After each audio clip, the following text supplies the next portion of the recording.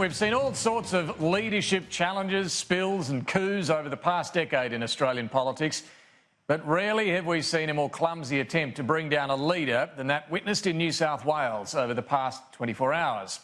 3 disgruntled pro-life Liberal MPs angry at a cross-party bill to make New South Wales the final state to decriminalise abortion last night announced they would be moving a motion to spill the leadership.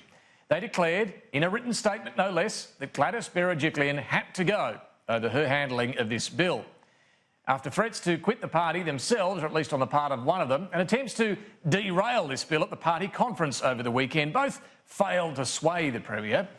This move, they believed, going after her leadership would be the best way to bring Gladys Berejiklian back into line and pass 4 key amendments thereafter here, notably to stop late-term abortions and gender selection abortions.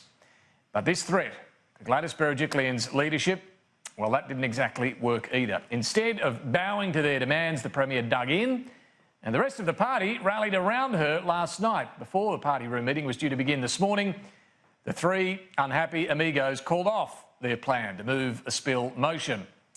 Now, there's no doubt Gladys Berejiklian hasn't handled this issue particularly well, and there is still a question as to whether any sort of amendments will get through the upper house.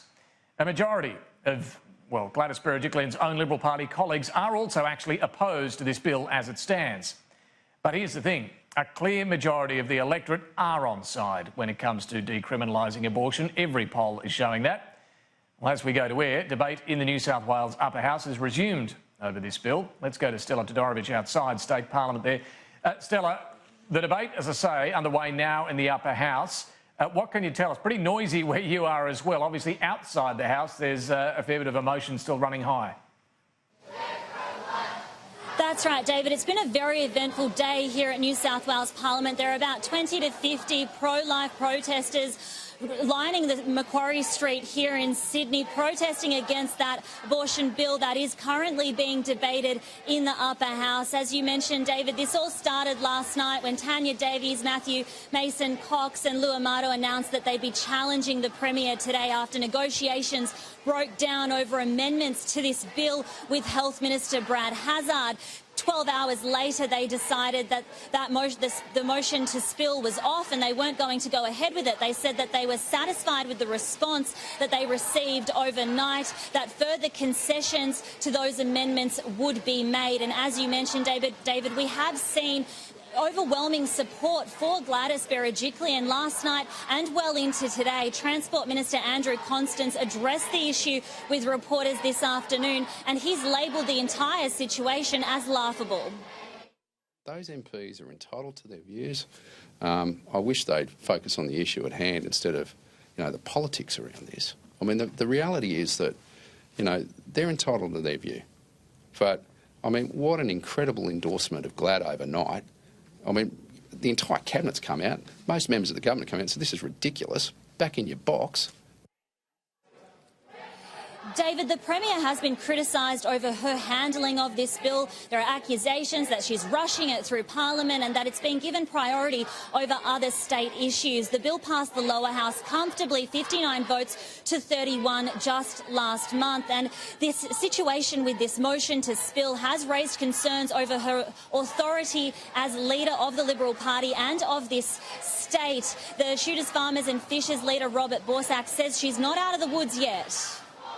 It's all a direct flow on, of course, of the abysmally bad political way she's handled this abortion bill, trying to ram it through the lower house, which she did, and then trying to ram it through the upper house. I just left Parliament House about 15, 20 minutes ago, and they're back in negotiations again. She's a long way from being out of the woods on this one.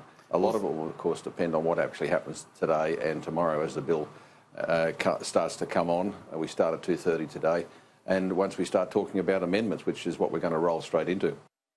There may be a long way to go in debating this bill, but looking at the math, the numbers in the upper house, it is hard to see how amendments can get through unless someone suddenly gives ground. Either the 3 Liberals, the moderate Liberals in the upper house who've voted for this already, or at least on the second reading, and, no sign that they're going to shift. The Nationals, who have all supported this as well, much less the Labor MPs. Worth pointing out Robert Borsak's own Shooters, Fishers and Farmers Lower House MPs, all three of them there, voted in favour of this bill as well. So there are divisions all over the shop in every party, even the small ones on this.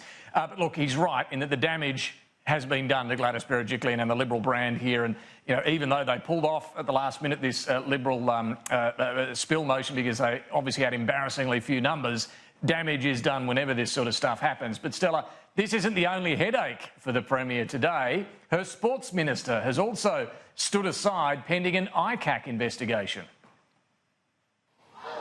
David, that's right. Gladys Berejiklian has accepted John Sidoti's decision to stand aside as that corruption inquiry is set to get underway into his stake in plots of land along a key development transport corridor during his time in the Transport Department. He's released a statement. He's denied any wrongdoing. He says in this statement, the allegations made against me by the media and exacerbated by the opposition and crossbench in budget estimates in Parliament are false and inaccurate. I deny any allegations of wrongdoing. Again, Andrew Constance refused to be drawn into this issue.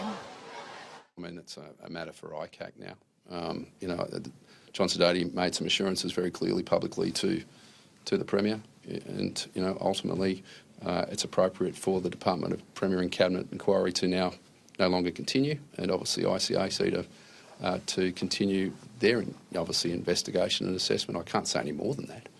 That's just the reality. David, it's going to be a long night for the government. The abortion bill is expected to be debated late into the night, and the Premier obviously has faced a very challenging day with both the bill, the spill, and now John Sidoti.